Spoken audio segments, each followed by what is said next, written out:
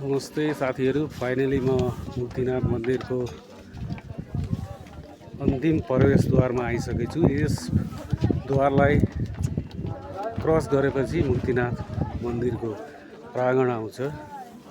ल हेर्नुहोस्, गेटमा नेपाली झन्डा छ। साधु सन्तहरू यहाँ चाहिँ भिक्षा ग्रहण गर्नलाई बसिराख्नु भएको छ। भक्तजनहरू आइराख्नु छ, कोही मन्दिरतिर लागिराख्नु छ, कोही फर्किँदै हुनुहुन्छ र सम्पूर्णले जय मुक्तिनाथ लेखिदिनु होला कमेन्टमा बिर्सिदिन। यदि तपाईँ भगवानमा आस्था राख्नुहुन्छ भने अवश्य नै जय मुक्तिनाथ लेख्नुहुन्छ तपाईँ सबैजनाले, जसले हेर्दै हुनुहुन्छ।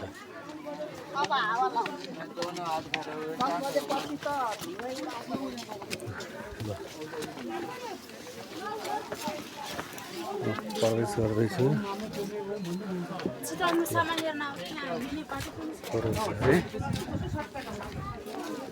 हेर्नुहोस्।